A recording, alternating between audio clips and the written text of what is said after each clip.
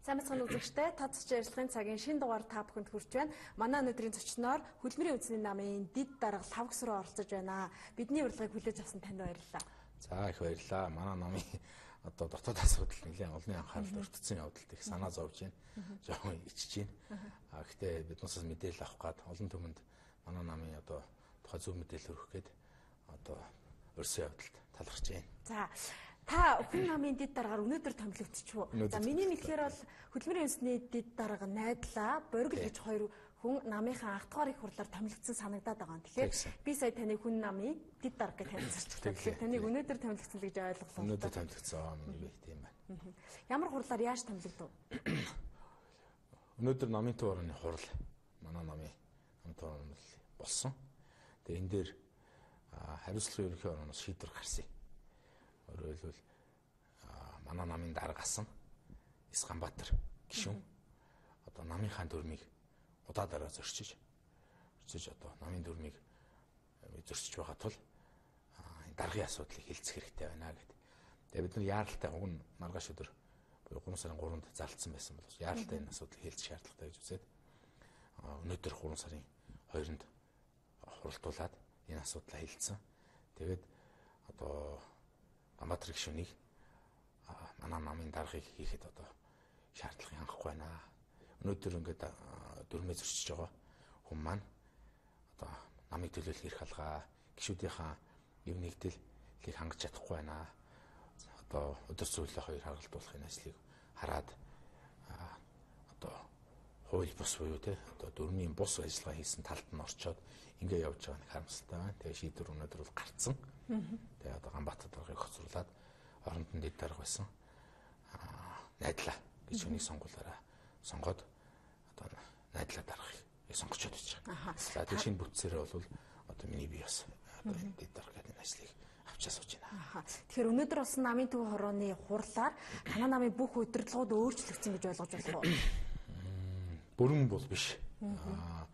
Хуучин удирц зөвлөлд байсан одоо хүмүүс бас нэлээд нь байж байгаа.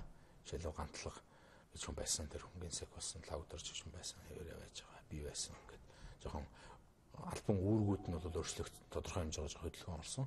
Ерөнхийдөө бол одоо тэр хуучин намыг анх үүсгэн байгуулж явах үед байсан ихэнх залуучууд шууд бид хуучнаараа хэвээрээ байгаа.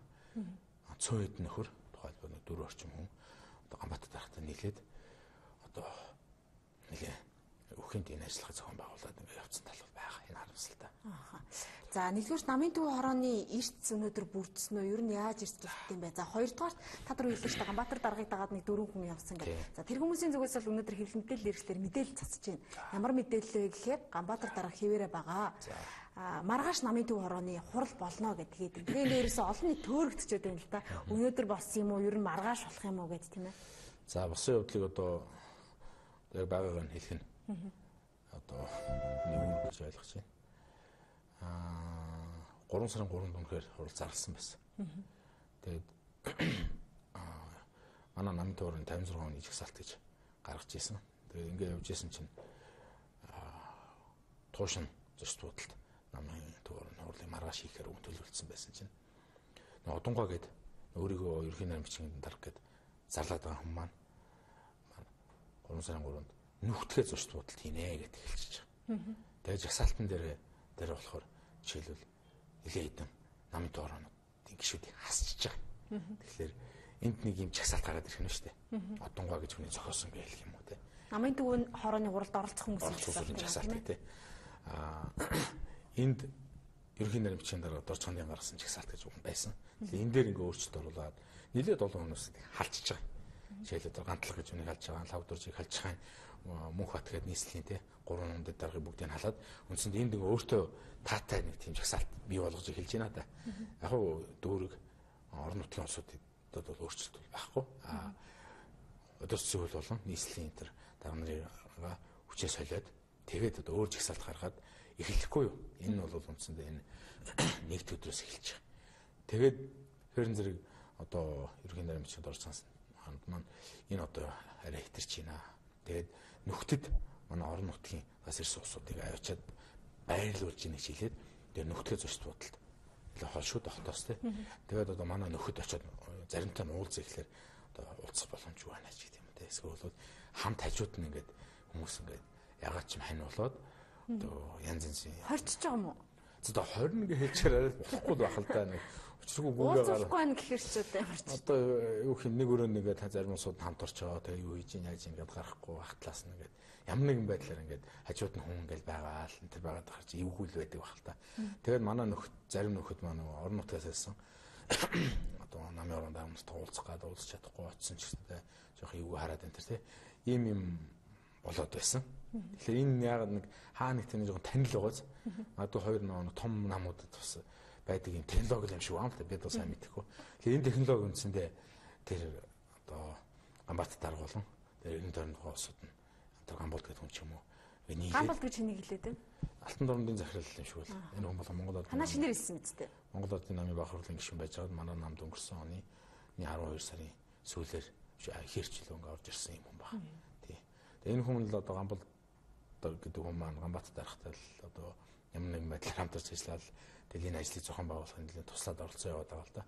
Тэгээд одоо манай одоо эрцгийг бүрдүүлэхгүй байх талаас одоо юм ажлууд үйл явдлууд болоод тэгээд одоо яаралтайгаар нэг өдрийн наан буюу өнөөдөр хурлаа хийя гээд тэгээд намын төвөрөний гишүүдтэй зарлаад өнөөдөр хийдгээрээ хийсэн. Эрц бол одоо аль бие усаар хариуцлагын ерөнхий орооноос ерөнхий нарийн бичгийн дарга энэ хүмүүн гэж зөвшөөрөгдсөн. Дорж ханд гэж хүний одоо гаргасан чагсаалтын дагуу 56 оноос 30 хүн ирж намын төв хорооны хурал бол одоо эрц бүрдээд хурлаа хийгээд тэгээд аль бие усаа шийдвэрээ гаргасан. Бид бол Ганбаатаргүй явнаа. Бидэнд одоо тийм магадгүй улс төрийн хэрвээ тийм муу технологи дагалдсан туршлагатай улс төрчтэй явах нь ер нь бидэнд хэрэггүй байна уу гэж үзсэн. Бид бол яг хүлээлт бол байсан л да. Ганбаатар даргаыг одоо намдаа оруулаад даргаараа томилж явах үедээ бол бидэнд байхгүй. Бид бол магадгүй дотор туршлага багтай гэж тооцогддог хүмүүс, нутаг мэрэгжлийн хүмүүс, голцоо салбарын мэрэгжлийн одоо хүмүүс байдаг. Эднэр маань одоо байхгүй туршлага Ганбаатар даргад байж магадгүй гэж бодож өгнө. Горцсон харамсалтай энэ хүнийг дагаад их өөр туршлагууд гэх юм уу, өөр технологиуд ихээр орж ирж байна л да. Тэгэхээр үгүй хэрвээ ийм технологи дагалдах юм бол ийм аргууд те одоо муу туршлагууд дагалдах юм бол бид өөрсдийнхөө замаар явъя. Магадгүй бид 2016 онд одоо өндөр амжилтаа явахгүй ч гэж магадгүй. Гэхдээ холыг хараад дэрэгдээ өөрийнхөө одоо тэр мөрийн хөтөлбөр бодлогоо зөвөр танилцуулаад ингээ явах нь зөв юм шүү дээ. Бид их одоо ялтын төрөх улаарад тийм юу яж дээ гэсэн ийм одоо шийдвэр өнөдөр гарсан гэж ойлгож байгаа. Тийм учраас манай нам Ганбаатаргүйгээр явах нь гэдгийг өнөөдөр шийдцээ. Таны ярианд дурддагдаад байгаа ерөнхий нарийн бичгийн дарга Дорж ханд гэдэг хүнийг Ганбаатар дарга халчгаагүй юу? За тэр хүн хууль бус нарийн бичгийн дарга биш үү? Ганбаатар гишүүн 2 сарын 8-нд баха тийм тушаал дээр хараа өсөг зурсан. Гэхдээ дүрмээрээ Дорж ханд гэдэг ерөнхий нарийн бичгийн дарга дээр одоо ямар нэгэн алдаа дутагдал байгаа бол тэр тухайн хариуцлагын ерөнхий оронд дөрвөл гаргах хэрэгтэй. Дүрмээрээ. Тэгээд тэр дүрмийн дагуу хариуцлагын ерөнхий орооноос үнэхээр энэ хүн алдаа гаргажээ, буруу юм хийжээ гэдэг нь одоо дүгнэлт гарвал тэн дээр үндэслээд намын төв хороогоор энэ асуудлыг Ганбаатар дарга оруулж болно. Оруулаад шийдүүлж болно. Одоо яг шууд дур мэдээд одоо юу ячдаг. Халчдаг тийм туршлага энэ одоо юу гэдэг нь улс төрийн юунд бол яг дарангуулагч нар бол хийдэг л те. Түүнээс биш одоо Монгол Ардын намчин ардсан намд дарга нь хэдийгээр өөр фракцийн өөртөө таалагдахгүй байгаа хүн байлаач гэсэнтэй гинсекигээ ингээд шууд ганцаараа ингээд халаад идэг тийм ер нь түүхэн даа хүн хичээлээр мэдхүү. Монголын түүхэнд ч ер нь баг би л ер нь мэдхгүй юм байна. Намбрын хоёрын үдч тийм хийж байгааг бах те. Баярын үдч тийм хийж байгаа хурлаар шийддэг шүү дээ. Хурлаар солигдох тохиолдлууд байнга байдаг. Хурлын өмнө нэгэн сайхан өдөр гів гэнэт зүгээр ганцаараа ингээд тушаал гаргаад ерөнхий нарийн бичгийн даргаыг халчдаг тийм туршлага бол дэлхийн гэдэг юм одоо ардчилсан улсуудын түүхэнд бол тэр Япон, Америк, Англи, Герман, Франц хаач байхгүй. Заавал хурлаар оруулдаг. Гэтэл энэ хүн бол зүгээр л нэг одоо эзэн хаан шиг юм шиг те ганц хүний нам шиг л шууд ганцаараа яадаг. За бүр хамгийн бүр наад зах нь өөрөөр нь өргөдлөчүүлдэг. Шахаж байгаа гэдэг юм. Ямар нэг арга өөрөөр нь өргөдлөчүүлээд тэгээд өргөдөл өөрөө ингээд хийхгүй гэсэн тул дараагийн хурал хүртэл энэ хүнийг төр хийлгийа гэсэн юм хаяа байж магадгүй. Шууд гэж халдаг туршлага бол ер нь улс төрийн түүхэнд байдгүй. Тэгээ одоо Монголын улс төрийн түүхэнд байхгүй юм одоо тийм дураараа гэх юм да дарангуулагчийн хэлбэрийн ийм шийдвэр гаргасан юм аа. Тэгэхээр энэ бол дөрмийн бус шийдвэр байсан. Энийг нь манай хариуцлагын ерөнхий хороо болохгүй гэж дүгнэлтээ бол гаргацсан. Хариуцлагын ерөнхий хороо гэж юу юм бэ гэхээр намын хурал гэж байдаг. Одоо үндсэндээ намын хамгийн дээд байгууллага шиг. Намын хурлаас хариуцлагын намын хороог томилоод яг дээр нь хариуцлагын ерөнхий хороог 5 гишүүнтэйгээ томилдог. Томилоо гэдэг нь сонгодъё. Энэ хариуцлагын ерөнхий хорооны үүрэг нь юу юм бэ гэхээр энэ намын хорооноос гарсан шийдвэр намын хорооноос томилогддог намын дарга тэндээс одоо бас томилогддог удирц зөвл гэсэн энэ 3 субъект тэр шийдвэр дээр нь хяналт тавих зорилготой юм дээд байгууллага байхгүй. Тэгэхээр хариуцлагын ерөнхий хорооч одоо улсаар бол одоо өнцөлийн зэгс гэсэн үг тийм. Энэс дээр шийдвэр гэж байхгүй. Гэтэл энэ хүмүүсийн шийдвэрийг үүсгээд хамгийн сүүлд манай дарагч чинь өөрөө энэ нөгөө хариуцлагын ерөнхий хорооныхоо 5 гишүүнийг бүгдийг ажиллаж чөлөөлж байгаа шүү дээ. Бас уу? За. Одоо манайхаар бол юу юм бэ? Манай намын одоо журмаар бол намын дарагч нэг ерөнхийлөгч маягийн. Өөрийнхөө шийдвэрийг өгөөсгсөн байгууллагыг бол татан буулгацсан юм байна, тийм ээ? Тэгж ойлгож болох уу? Одоо ерөөсөө хүмүүс бүх гишүүдийн чөлөөлчихөж байгаа. Одоо үндсэн хуулийн цэцэг ерөнхийлөгч ганц тушаалаар зарилгаарч гэдэг юм уу те ажлаас нь чөлөөлж байгаа шиг юм үйл явдал болж байгаа. Тийм ерөөсөө бүр ер нь хаач би сонсоогүй л те. Тэгэхээр одоо ойлгомжтой байх юм бол манай намын дарагч ерөнхийлөгч Бенсек гэдэг хүн чинь засгийн газрын буюу ерөнхий сайдрах уу үүрэгтэй байхгүй ажлын албаалыг өдөртмийнхаа ажлыг аваа явж идэг. Тэгээд одоо улсын хурал нь одоо намын дугаараа байлаа гэх юм бол энэ ерөнхийлөгч нь шууд одоо үндсүүл янз зээч засгийн газраач яаж юм ерөнхий сайдаар ер нь асуултыг чи их сайн ойлголоо. Тэр би эндээс нэг юм бодож ин л доо. Танах бол анхдагар их хурлаа намынхаа дүрмийг танилцуулж исэн тийм ээ тэр хурал дээр сурвалжилж исэн санаж байна. За тэгээд тэр дүрмийг намын дарагч чинь мдээгүй юу? Эсвэл мэдээд зориуд юм шийдвэр гарав уу? Эсвэл та бүхэн намын даргадаа үнэхээр энэ намынхаа дүрмийг сайн танилцуулаагүй юу? За намын бүх гишүүдэд ингээд хэвлээд намын дүрмийг хэвлээд намын их хуралд оролцсон бүх гишүүдүүд тараасан. За тэрийг одоо яг би хажууд нь очиод те үлгэр уншиж байгаа юм шиг бүгдийг нь уншчих үүрэгтэй байсан юм гэхээр үгүй байх гэж бодож байна. Намын дүрмээ намын гишүүд ялангуяа хариуцлагатай албан дээр байгаа улсууд өөрсдөө бүрэн уншаад ойлгоод тэрнийхээ дагуу ажиллах хэрэгтэй болохоос биш хин нэг нь одоо дарга дээр ч ба гин сектор ч хин дээр нь ч очиод ингээд ийм шиг уншаад өгдөг ийм юм бол байдаггүй баха. Тэгэхээр уншин тэр хүний өөрийнх нь үүрэг. За Ганбаатар гишүүн одоо завгүй хүн байж болно. Хэрв тийм бол янз янзын тийм тушаалууд дээр гар ус зурхийнхаа өмнө өөрийн тэр хуулийн зөвлөх байд юм уу? Тэр улсуудаасаа зөвлөгөө авд юм уу? Энэ яг би зөв юм дээр гар ус зурж байгаа гэдгийг нягтлах хэрэгтэй. Гэтэл харамсалтай нь тийм биш. Одоо буруу шийдвэрүүд гарсан. Тэрнийг нь бид нар удаа намынхаа дотоод групп дээр хэлсэн л дээ. Даргын чинь ингээд ийм журмуудыг журмын тэдийг ингээд зөрчөөд байна гэж хэлэхээр хуулийн зөвлөх гэдэг хүн байдаг л. Тэр хүн сүүл рүүгээ юу гэж хэлсэн гэхээр манай дүрм ер нь жоо муу дүрм юм байна. Тийм учраас энэ дүрмээ ер нь солих хэрэгтэй. Үрчлээ. Тий өөрчлөх хэрэгтэй. Тэгэхээр тэр хүртэл намынхаа дүрмийг өөрчлөх хүртэл намынхаа даргын хэлснээр явъя гэд яриад эхэлж байгаа байхгүй. Өнөөдөр чинь уг нь бол миний санахад 21-р зуун 13-р зуун Чингис хаан аль хэдийн их засгийн хуулийг оруулаад өөрөө ээжтэйгээ уулзах чадхаа болчдөг шүү дээ. Хуулиндаа захирагдахаас өөр аргагүй болов. Гэтэл өнөөдөр манай дарга маань үндсэндээ нэг овгийн ахлагчрах уу? Ерөөсөө мань хүн одоо даргын гэдэг юм уу те одоо Ганбаатар гишүүний бодсон болгоно хууль маягтай юм ярьж эхэлж ил байна л да. Дүрм муу биш. Манай дүрм бол одоо хоёр том намын юм маш сайн судалсан. Дээр нь одоо барууны Германы болон Японы том намуудын дүрмийг судлаа. Тэндээс нэлээд ингэж санаануудыг аваад эрх мэдлүүдийн хуваарлтуудыг маш сайн хийсэн. Өөрөөр хариуцлага ерөнхий хорон яг юугаа шийдэх. Намын их хурл яг юугаа шийдэх. Намын дуу хорон юугаа шийдэх. Жишээ нь намын дүрмийг зөвхөн намын их хурл өөрчилнө. Одоо юу гэдгийг сонгуульд оролцох уу, яаж оролцох вэ гэдгийг намын төв хороогоор шийдэх. Гэт Тэгээд өдөрт сүүлэн зөвхөн ийм маш шийдэн. Намын дарга энэс өөр эрх мэдэл байхгүй шүү. Тэр эрх мэдлийн хуваарлттай гэдэг маш сайн хийгдсэн дүрэн байхгүй. Тэгэхээр тэр даргад маань жоохон таалагддаг юм шиг. Даргад маань шууд хуучин дарга асан тий. Ганбаатар гишүүн таалагдаагүй. Тэгээд өөрөө бүх эрх мэдлийг хүсч эхэлсэн юм шиг байна. Тэгээд өөрт нь ерөөсөө эрх мэдэл үлдээг байна гэж нэлээд бухимдаад тэгэл одоо намын дүрм юм биш тоглолтуудыг хийгээд хилэнгүүд дүрм муу байна гэж хэлээд эхэлчихлээ юм л да. Танай намын дарга асан гэж та хэлээд байна. Улсын хурлын гишүүн дарга асан Ганбаатар тийм ээ. Томилогдоод бол 1 сарын гаруй хугацаанд болсон шүү дээ. Танай намын даргаар. За тэгээд 1 сар гаруй хугацаанд ингээд та бүхнийг би одоо юу гэж хэлэх гээд байна вэ гэхээр намын даргаа сонгохдоо жоохон хөнгөн юмгаа хандсан юм шүү. Та түрүү хэлж штэ. Энэ хүнээс одоо их зүйлийг хүлээж байсан. Ингэн гэж бодоагүй гэж. Тэр хүнийг намын даргаар сонгохдоо судлаагүй юу? Та жишээлбэл тэр хүнийг намын дарга болоход наах дэмжиж ийсэн үү үгүй юу? Тий. За уучлаарай, харамсалтай миний би дэмжиж ийсэн. Ганбаатар даргыг одоо юу гэдэг маш их одоо юу гэх юм яриа нөөцлөгдөг гэдэг юм уу те.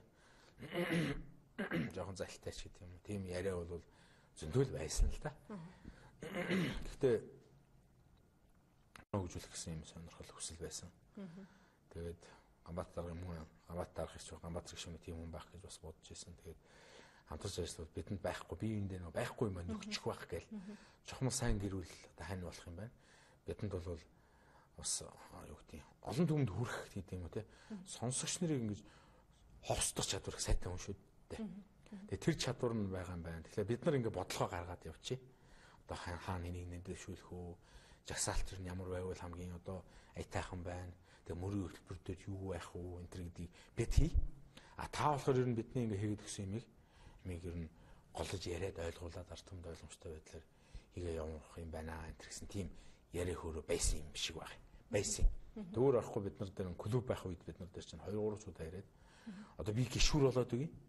Та нар миний дээр гიშгээд одоо бүгдээр л улсын хурлын гишүүн болоод байл. Тэгэл одоо энэ бодлогыг авчаа гэж жоохон хэлжсэн юм шүү дээ. Тэгээ нэлийн хэд удаа тэгсэн. Бид бас тэр хүн жоохон бас тэр одоо үгэнд нийтгсэн. Өөрөө бол гэхдээ намын дарга болохоос өмнө би энэ хөдөлмөрийн үнсний надад ямар ч хамаагүй гэж үгүйсгдэг байсан шүү дээ. Тэгдэг байсан тий. Угаасаач нэгч бас холбоотой биш л дээ. Яг одоо хөдөлмөрийн үнсний номыг чинь яг одоо үүсгэн байгуулад ажиллаад энэ үүр хороод бүгдийн байгуулсан ажлуудыг чинь нөгөө тэр дорчхонтой тэргүүтэй судал хийсэн шүү дээ. Одоо мань мэтээс хөдөө орнот ганц нэг аймагуд дээр үүр хороо байгуулж байлаа. За наран гэрлгээд хүн ялангуяа үүр хороод нэлээд байгуулах ажлыг хийсэн. За энэ үзэл бодлуудыг бол манай үндсэндээ найдлаа дарах өнөөдрийн дарга болчиход байгаа. Нам чи намын энэ үзэл баримтлалыг бүгдийг нэлээд гардаж хийсэн. Гэтэ бид нар бүгд оролцсон л доо. Гардаж хийсэн. Намын дөрмийг бол үндсэндээ одоогийн гисек болсон гантлаг гэдэг хүн хийсэн. Би тэн дээр нэлээд оролцсон. Ялангуяа тэр Японы намуудын яаж ажилтгийг, ямар зарчмаар ажилтгийг гэдэг талаас нь бол нэлээд хамтарч ажиллаж байсан. Тэгэхээр бид бол яхахгүй намыг үүсгэн байгуулах ажлыг бол ёстой өөрийн гараар хийсэн. Тэгээ дарга бол одоо өвшөө даргач Ганбаатар гишүүн болов сүүлд тэгээ бүх юм ингээд дууссан дараа орж ирсэн. Тэгэл орж ирээл яриан гинт өрсөлдөөл дарга усныхаа дараа л хамгийн ихний биднээс тавьсан сюрприз бол намын хурал дээр. Тэр ерөөсөө сонсоогүй 9 зөвлөлт 9 асуудал ч үлээ. Манай намын баг мөрийн хөтөлбөр маягийн юм. Тэрэн дотор татварын диваач ч үлээ ингээд. Ерөөсөө биднээсийн дунд яригдж байгаагүй юм. Гэгж байгаагүй тийм. Юу болоо гэж ярих үед тийм хачин юмыг тий Монгол улсыг тийм татварын диваач болгоно гэдгийг бол одоо мэдэхгүй байна. Одоо өстөл нөгөө популист хүн болохоор тийм бодож болт юм байлгүй. Гинтийн тийм хачин юмуд гаргаж ирээд тэгээ бид нар бүгд өөрсдөө шоконд ороод ярьсан. Тэгээ нөгөө ерөнхийлөгчний дэвшин энэ гэдгээ ч гэсэндээ шууд зарлж байгаа шүү дээ. Түүнээс тэр чинь юу болоо гэж дөнгөж дарга болсон үед л та ерөнхийлөгч болно. Тэр чинь тухайн үед ерөнхийлөгч болохын өмнө сонгуулиар ч юм уу дотроо намын дугаараар хэлсэн шийдэх асуудал шүү дээ. Тэрийг үндсэндээ ганцаараа дур мэдэн одоо ерөнхийлөгчнэр дэвшнэ хүн намын өмнөөс гэл сюрприз барьж ихээсэн. За тэр бол ихнийхэн сюрприз. Тэгэл араас нь нөгөө нэг бид нар одоо бүх юм аас энд одоо ярих хэвчээ. Араас нь янз янзын сюрпризүүдийг ингээл барайл. Тэгэл одоо битүүний оройны тэр сюрприз бол үндсэндээ одоо юу гэдэг энэ намыг үндсэндээ яг ингэж үйл ажиллагаа талаас нь зохион байгуулсан одоо генсеке хосх гэдэг ийм сүүлийнхаа сюрпризийг барих шивтэй. Тэгэл энэ мөчөөс эхлээд одоо бид нэлээд удаан ярьсан дөө. Тэгээд цусын өвгхийн уучраа олох гэж их оролцсон. Өөрөөсөө Ньюсмен дээр гівгэнт шинэ мэдээнүүдийг тавиал. Тэгэл өөрөө Ганбаатар дарга хэвлэлийн баг хурал хийж нөгөө үхэнд урвсан гэлчээр одоо гомдхол байх гэдэг.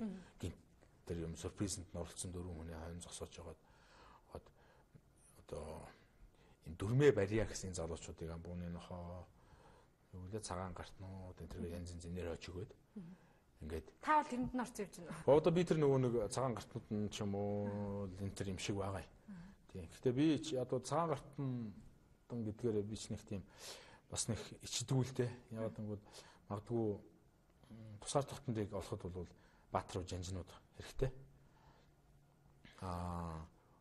Улс орныг хөгжүүлэхэд бол магадгүй яг эрдэмтэй боловсролтой. Тэгээд инженерүүд гэх юм уу яг ингээд юм хийдэг, гараар юм хийдэг юм. Хөдөлмөрт зөвхөн амаараа биш те.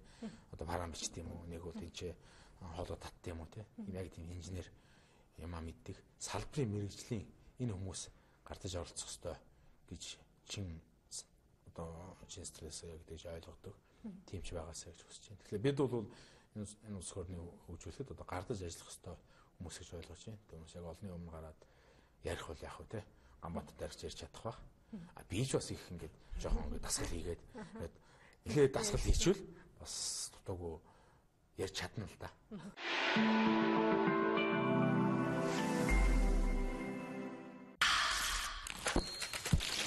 Олуулаа зайдас худалдаанд гарлаа.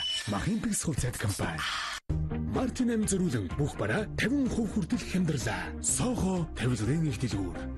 Тош шиг тунгалаг царай, торох шиг зөөлөн арс. Шинжлэгдсэн актаар X. Хайртай ээжтэй, халамжид ханда, эрхэмсэг бүсгүйтэй, инхний жаахан охтуудаа оюмсэг цэцгийн баглаар сэтгэлийн үгтэй бэлгийн хамтаар захиалан гүргүүлээрэ. Цэцэг бэлэг хүргэлтийн үйлчлэгээр 1919-тэй мэдээллийн лавлахаас бүсгүй танд олон улсын эмэгтэйчүүдийн баярын мэнд хүргэе. Сэтгэл сэргээж Монгол орон уянгалах дуучин Хомбогрын Батминдийн өн мөнхөд амьд тоглолт.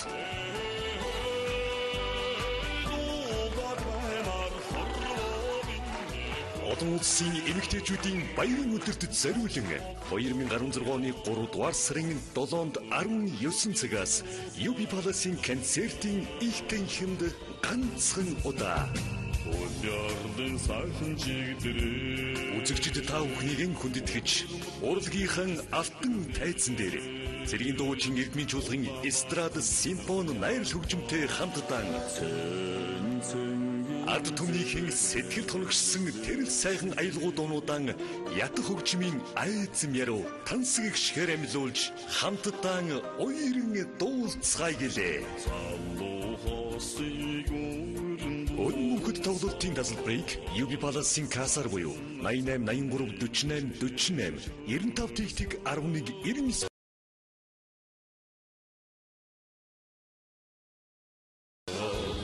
Өнөөхөд уран бүтээлийн амьд тоглолтод орж байна. Өнөөхөд нэртэй амьдрнаа.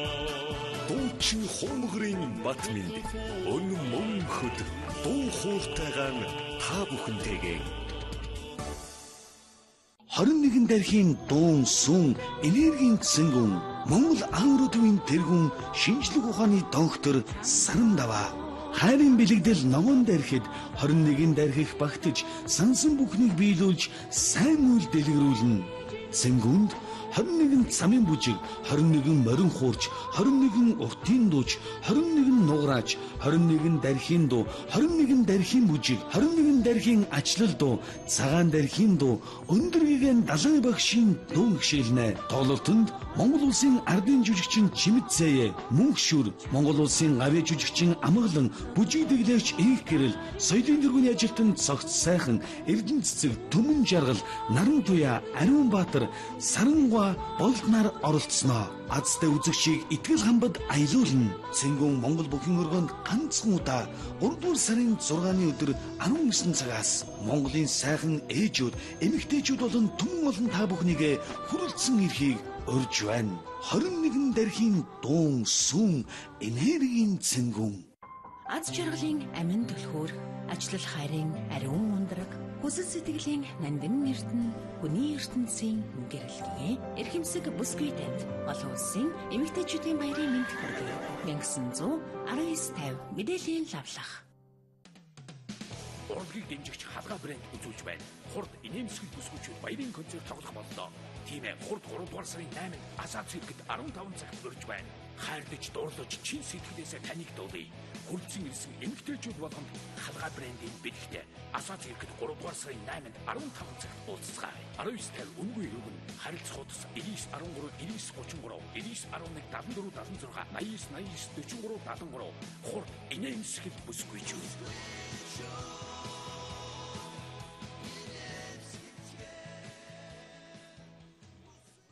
Тош шиг тунгалаг царай, торох шиг зөөлөн арс.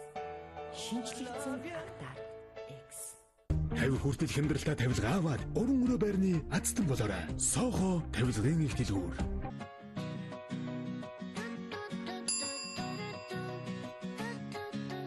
Хүүхэд бол хүслэн яам.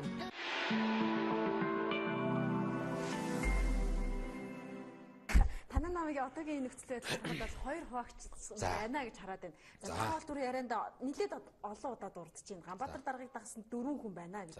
За тэгэхээр тэр хүнийг дагсан ийм 4 хүн байгаад нөгөө хэсэг нь ингээд хоёр тал хуваагчаад байна одоо. Яг хид дээрээ нийлээд ингээд хуваагчаад байгаа би.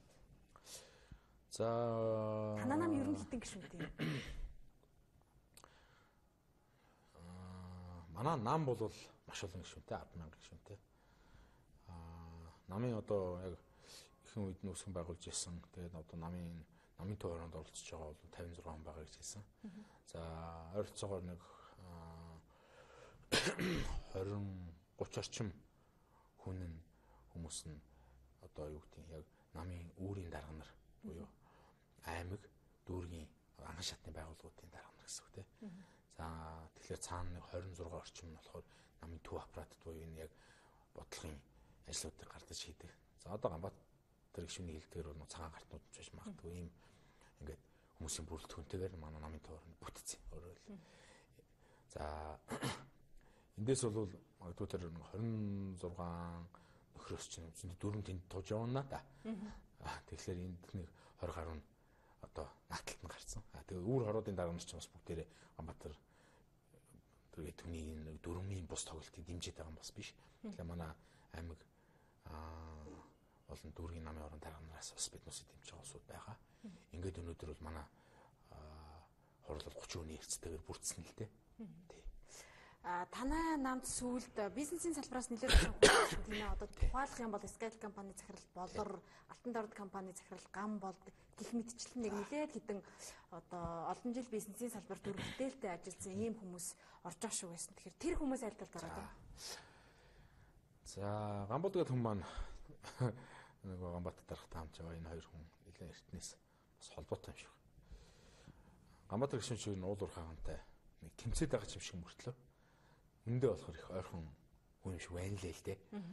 Одоо ямар сандал Алтан дордын те уулуур хаан том компани захирал хамт яагаад бүх нөхтөл бүх юм яагаад санхүү талаас нь дэмжиж яваад байгаа. Тэгэхээр Ганбаатар гишүүн бол уулуур хаагамтай үндэ хэлэхэд бол нэг тийм тэмцээд муудалцаад байгаа юм бол баг байхгүй. Муудалж байгаа юм шиг болж байгаад одоо юу хэмтэй энэ цуглаан тэр яаж байгаад яг цагаатлангууд очиж ивлээд ойртож тийм шиг. Тэгээ энэ утгаараа бол тэр хоёр бол хойрхон ажиллаж байгаа өнөөдөр юм хүчтэй. За болор захирал бол одоо юу гэдэг хувийн шалтгаанаар ягаад одоо гадаад юм шиг үлээ. Энэ юм оролцож чадахгүй байгаа. Эрүүлэр нь бидний дэмжих байх гэсэн бол ирэлцэхгүй байна. Яагаад гэвэл бас мундас хитэн Монголын одоо том бизнесмен буюу хитэн учраас энэ дүрмийг барихыг дэмжих байхаа гэж найдаж байна. Өөрөөр хэлбэл хүн удирдах биш, дүрм нь удирддаг одоо улс нам байгаасаа гэж үзэж байна. Манай одоо улсын бас нэг зовлон бол дүрм хуулийнхээсээ илүү хүн удирдаад байна да. За Херагийн ган хуй гэж хүн бас орсон. Тэр хүн өнөөдөр манай намын дэд дарга болсон. Одоо надтай адилхан гэх юм уу одоо дэд дарга болсон. Тэгэхээр бидний буюу энэ дүрмээ барих талыг яг ингээд дэмжиж ажиллаж байгаа юм байна. За хөдөлмөрийн үндэсний намд чухал тийм ээ. хөдөлмөрийн үндэсний намд сонгуул маш чухал. Одоо сонгуул болохоор 3 сар гарны хугацаанд үлдээдэг шүү дээ. Тэгэхээр сонгуул болохоос өмнө ингэж харалтж байгаа хэрвээ парламентын судал авах юм бол яах вэ гэсэн асуулт бас байна шүү дээ. Тийм байна. Судал авахаас өмнө ингэж шалцаад эхэлж байгаа нам тийм ээ. Яг уу яг энэ нэг талдаа талцал. Юуны талцал юм бэ гэхлээр би түрүүн яг хэлсэн. Дүрмээр ажиллах юм уу? Хүнээ дагах юм уу? Орой бол нэг лидер юм уу те одоо Ганбаатар гişүнч бас лидер хүн байлаа гэж бодох юм. Энэ хүнээ дагах юм уу гэдэг ийм хоёр одоо юу гэдэг юм талцал юм байна. Магадгүй Ганбаатар гişүнийг дагаад явдаг олон хүмүүс байдаг л да. Одоо үлдэсний үеийн үеэсэн ч юм уу олон жил дагсан энэ усууд. Тэр хүн бол магадгүй тэр усууд бол магадгүй одоо Ганбаатар тэр хүнийг очиод бараг алчих эхлэн дахиад алчих биш магадгүй. Өөрөөр мань хүнд их идэгдэх фэм маягийн те улаан фэм маягийн ингийн хүмүүс ч байж магадгүй. Тэгэхээр энд байгаа хүмүүс бол Монгол улсын хууль өөрсдийнхөө намын дүрмээр тэгэд өөрийн бодолтой өөрөлдвөл нэг хүний хэлснээр толгойгүй юм шиг ажиллахгүй. Олон уургалж үзэл байна. Тэгэд магадгүй лидерийн буюу даргын буруу байх юм бол бурууг нь шулуухан хэлдэг. Та даргийнхын одоо дүрмийнхээ ийм зөрчид байна. Та болохгүй ингэж болохгүй шүү дээ гэж хэлж чаддаг хүмүүсүүд нь байгаа гэж ойлгож байгаа. Тийм учраас хүнээ дагах уу дүрмээрээ ажиллаад олон уургалж үзлэр явж одоо хөгжил рүү явах уу гэсэн юм хоёр арга хэлбэрийн илт одоо юу гэдэг үл ойлголцол буюу талцал ийм байдал ингээд гарчлаа. Тэгэхээр одоо бид Ганбаатар гэдэг хөнгүүгээр явна гэж сонголтоо өнөөдөр хийцэн. Тийм учраас энэ дүрмээр тоглох зарчим манай нам ялчлаа гэж ойлгож байгаа. Тийм учраас энэгээрээ явна. Сонгуульд оролцоод гишүүн гаргаад янз янзын усууд гарах байх өөрөөр гэсэн бодолтой. Биднээс холбож байгаа үзэл баримтлал бий. Зүүнний төв үзэл баримтлал гэж. Энэ бол ядуурлыг баян ядуугийн ялгарлыг баг байлгах юм.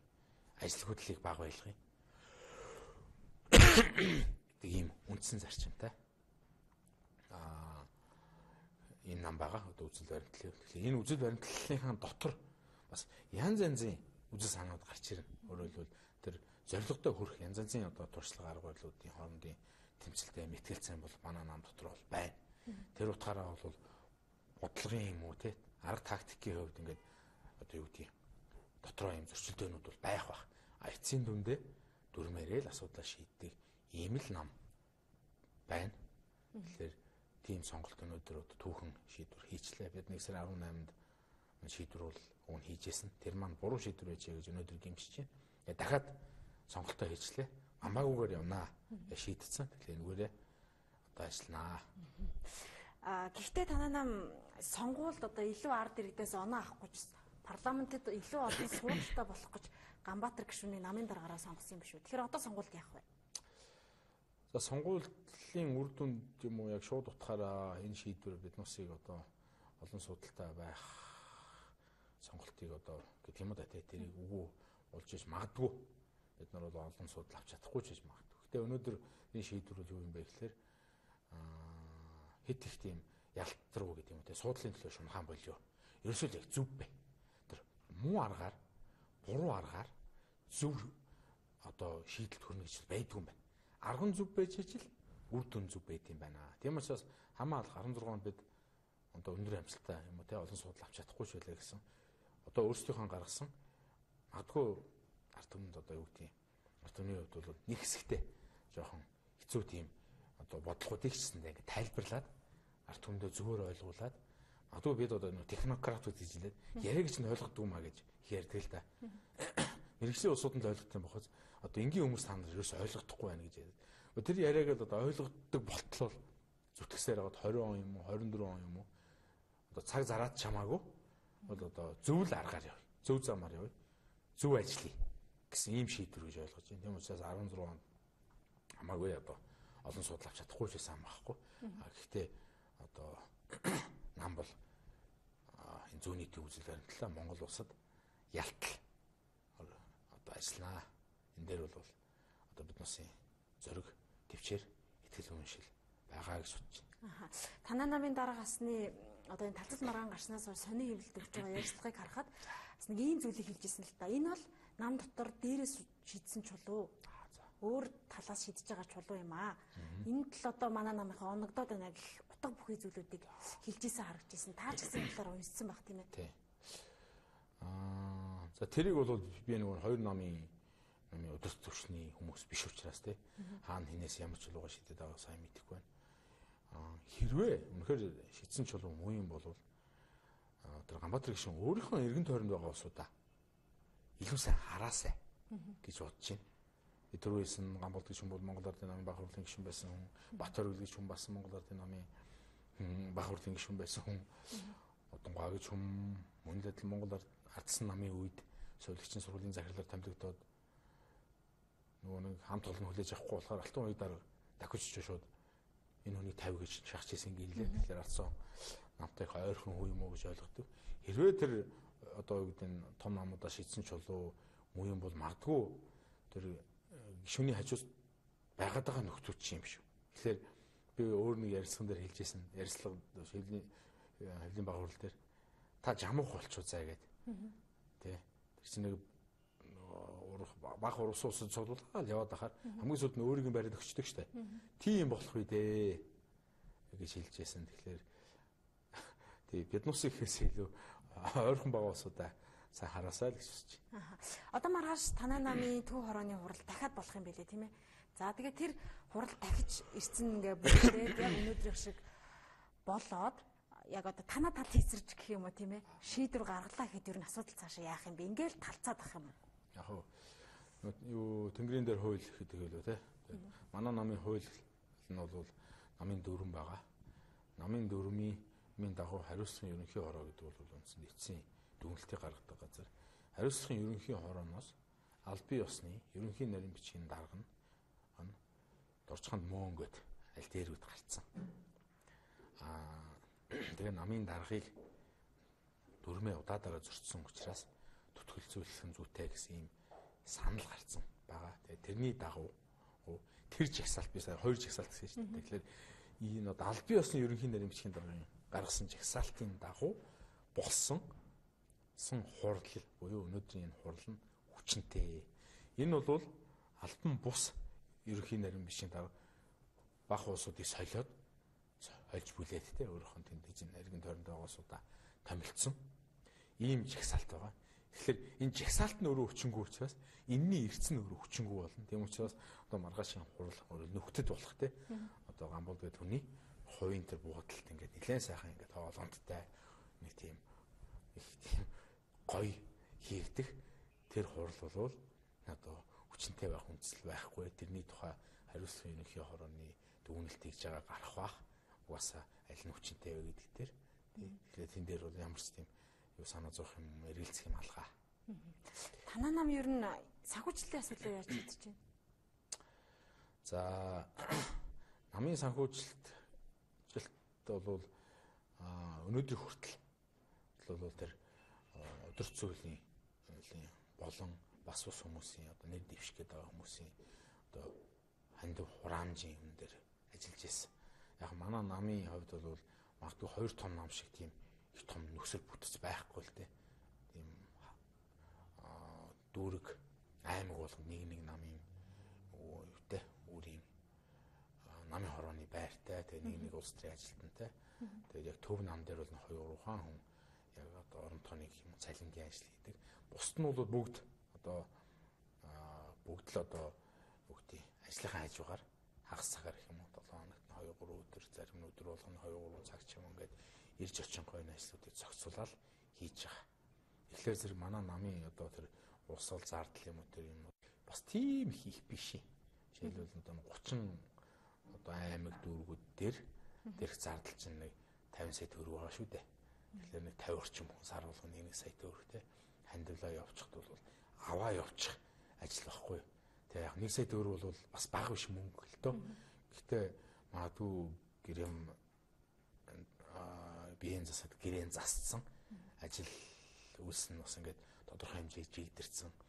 Одоо бизнестэй болоод нэг 10 жил болсон ч юм уу те нэг тийм хүмүүсийн хувьд бол бас сард 1 сая төгрөг гаргаад байгаа бас боломжтой хүмүүс байгаа. 1 саяар тогтохгүй бамдгүй нэг сар болгоно 2-3 сая ихч хандилаа явуулдаг хүмүүс бас байдаг. Тэр усуудын дэмжлэгээр үндсэндээ өнөөдөр явж байгаа. Хин нэгэн одоо тийм том компани юм уу дэмжлэг өнөөдрийг хүртэл байхгүй. Харин тэр алтан дорнод гэж компани л орж ирснээс хойш нэг юм нэг сонирн болоо л те. Явчлаа л та. Тэгээ тэнд усуудыг хооллол, буудал буулгаал хэлээ. Түүнээс манай хурд нь бол хурлаа ихтэй дандаа өөртөө өөрийнхөө зардлаар ирээл өөрийнхөө ах トゥ угийн хантай байд юм уу те. Орон нутгийн усууд маань хүссэн газараа буудлал ингэ явдаг байсан. Зохион байгуулалтаар буудалд ингэж буулгад ирчих юмцэндээ одоо нүхтээс л хэллээ шүү дээ. За нэгэнт мөнгө төгрөгийн юм ярьсныхаа сүүлийн үед олонний анхаарал татсан нэг зүйлийг асууж байна. Танай намын ерөнхий нарийн бичгийн дарга Дорж ханд намынхаа жагсаалтын эхний одоо 1 2 3-ыг 3 5 тэрбумаар үнэлсэн гэдэг ийм мэдээлэл. Танай намын бас удирдах зөвлөлийн гишүүн асан юм уу тий асан ил гаргасан л та. Тий Батаргөл тийм ээ. Тэгэхээр та энэ дээр хариулт өгөөж үнэхээр намынхаа жагсаалтыг тэгж наймаалцж байгаа юм уу үнэлж байгаа юм уу? За. Нэгдүгээрт би яг тэр үеийн буюу битүүний өмнөх удирц зөвлөлд бол би байгаагүй. Би битүүнээс хойш удирц зөвлөлд орсон.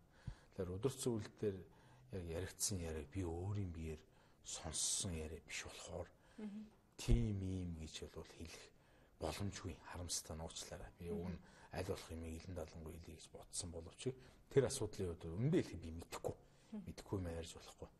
Би зөв зарчим ярихад бол сонгуулийн намын хүчин тань мэдээлэл өгөөгүй тэр хурал дээр байсан. Тэр чинь тэнд нэг удирц зөвлөлч нэг сөн уулж байгаа ш. Тэр болгоно бүгдийг нэг бичлэг хийгээд бүх гишүүд бас тарахгүй л те. Тэгэхээр нэгдүгээр тэр Батаргөл гэж хүн сонгуулийн тухай хуулийг уншчихмаар байна. Сонгуулийн тухай хуулийг унших юм бол тийм боломж байхгүй байхгүй. Яг гэвэл тэр чинь намын тоогоогоор ингээд санал аваад хамгийн олон санал авсан хүн нэгдүгээрт.